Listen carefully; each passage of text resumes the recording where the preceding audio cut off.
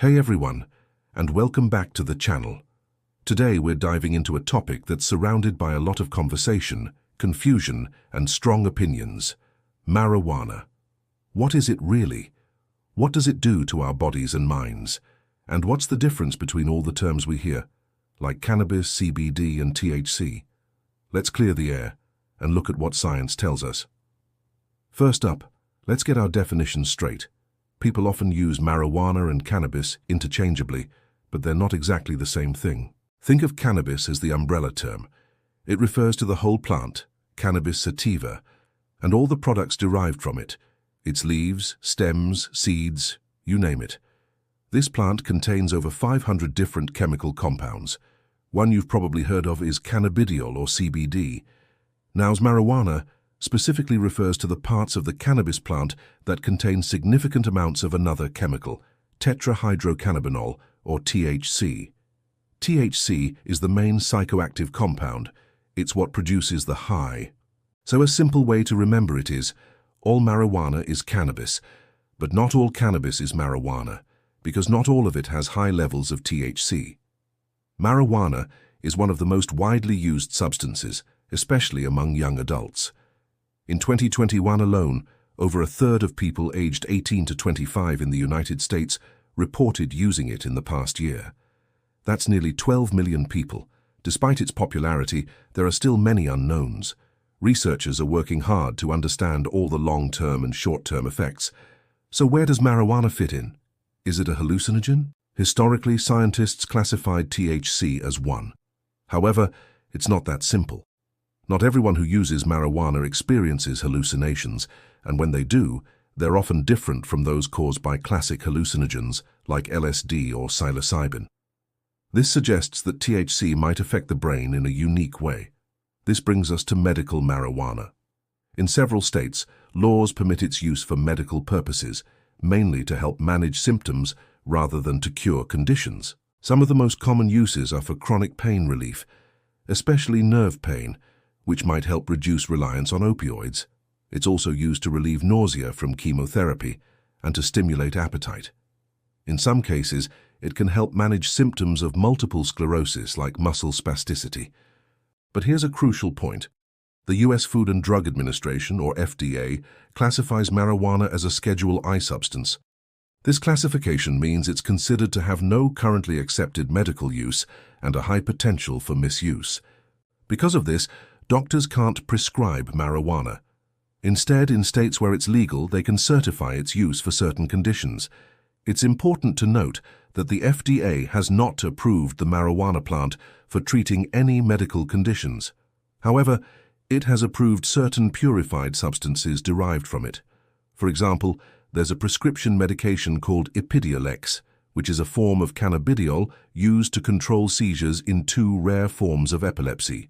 There are also dronabinol and nabilone, which are synthetic analogues of THC used to treat nausea from chemo and appetite loss in people with HIV or AIDS.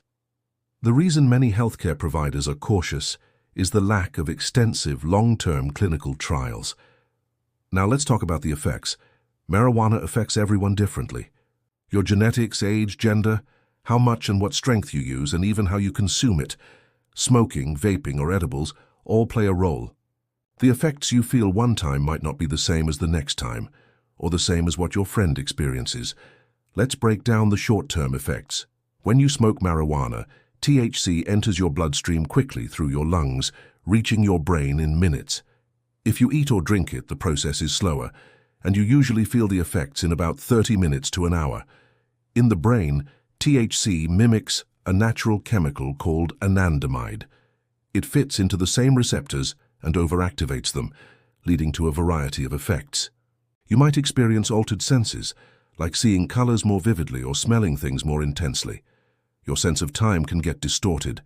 Many people feel a sense of euphoria or mood changes, but others can have trouble with thinking, problem-solving, and memory.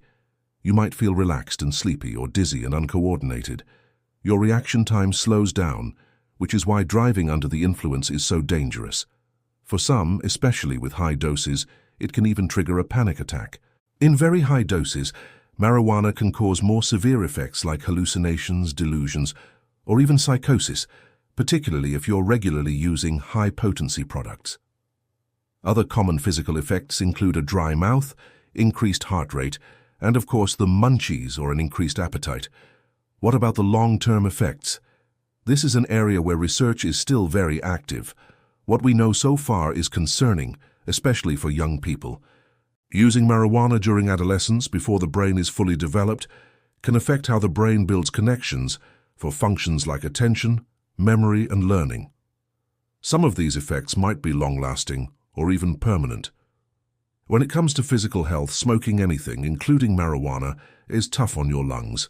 It can damage them, increase your risk of bronchitis, and scar blood vessels. Smoking marijuana is also linked to an increased risk of stroke, heart disease, and other vascular diseases. And we've all heard about the dangers of vaping. THC-containing vape products have been linked to severe lung injury and even death in some cases. For people who are already predisposed to conditions like schizophrenia, frequent marijuana use can increase the risk of developing it. There's also a condition called cannabis hyperemesis syndrome, where long-term, high-dose users experience cycles of severe vomiting. Other studies have linked long-term use to gum disease and impaired sperm development, which can impact fertility. So with all that said, what are the benefits?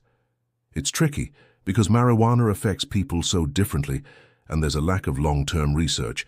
Scientists can't state any general benefits with absolute certainty.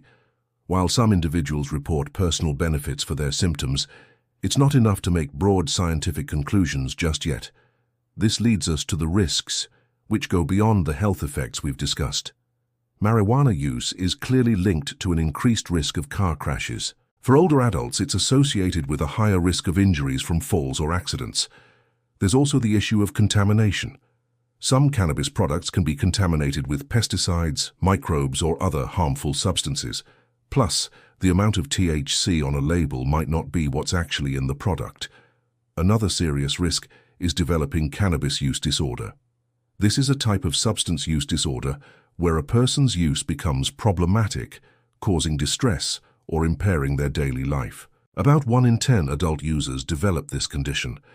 For adolescents, the risk is much higher. They are 4 to 7 times more likely than adults to develop cannabis use disorder. If you feel like your use is becoming a problem, it's so important to seek help. Finally, a critical message for anyone who is pregnant or breastfeeding.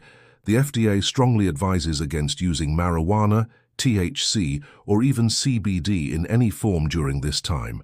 THC can cross the placenta and affect a baby's developing brain, potentially leading to issues with attention, memory, and problem-solving later on.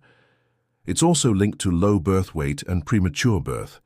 THC can be present in breast milk for up to 6 days after use, so it can be passed to the baby, potentially affecting their brain development as well.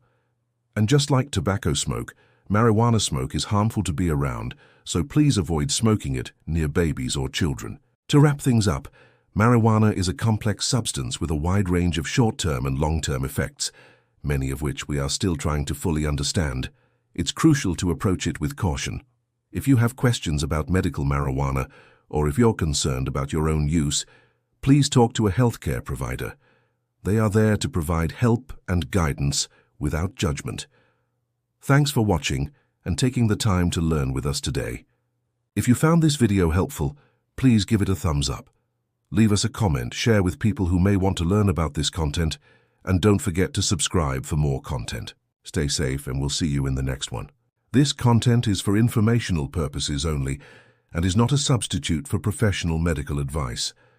Always consult your healthcare provider before making any health-related decisions.